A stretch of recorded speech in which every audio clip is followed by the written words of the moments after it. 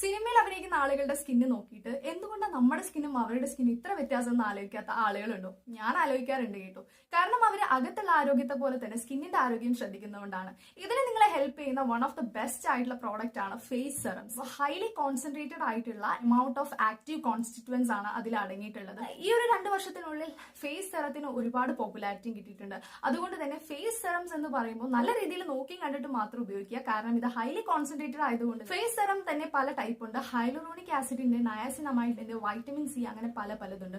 നിങ്ങൾക്ക് ഓവറോൾ ആയിട്ടുള്ള health benefits ആണ് കിട്ടേണ്ടത് സ്കിന്നിൽ. നിങ്ങൾക്ക് ഓപ്റ്റ് ചെയ്യാവുന്നതാണ് നയാസിനമൈഡ്. എന്നാൽ സ്കിന്നിന് കുറച്ചും കൂടെ പ്രോബ്ലംസ് ഉണ്ട്, പ്രോബ്ലമാറ്റിക് ആയിട്ടുള്ള സ്കിന്നാണ്, നിങ്ങൾക്ക് യൂസ് ചെയ്യാവുന്നതാണ് വൈറ്റമിൻ സിയും ഹൈലൂറോണിക് ആസിഡും. ഫേസ് സെറംസ് യൂസ് ചെയ്യുമ്പോൾ നിങ്ങൾ അതിന്റെ കോൺസെൻട്രേഷൻ നോക്കുക. തുടക്കത്തിൽ തന്നെ 10% ഒന്നും യൂസ് ചെയ്യാതെ ബിഗിനേഴ്സ് സ്മോൾ എമൗണ്ടിൽ നിന്നും സ്റ്റാർട്ട് ചെയ്ത് അപ്പൊ ഫേസ് സെറം എന്ന് പറയുന്നത് വലിയ സംഭവമൊന്നും അല്ല, പക്ഷെ ഇത്രയും സിമ്പിൾ ആയിട്ടുള്ള ഒരു കാര്യമാണ്. ഇത് നിങ്ങൾക്ക് നല്ല രീതിയിൽ ഹെൽപ്പ് ചെയ്യുന്നത് തന്നെയാണ്.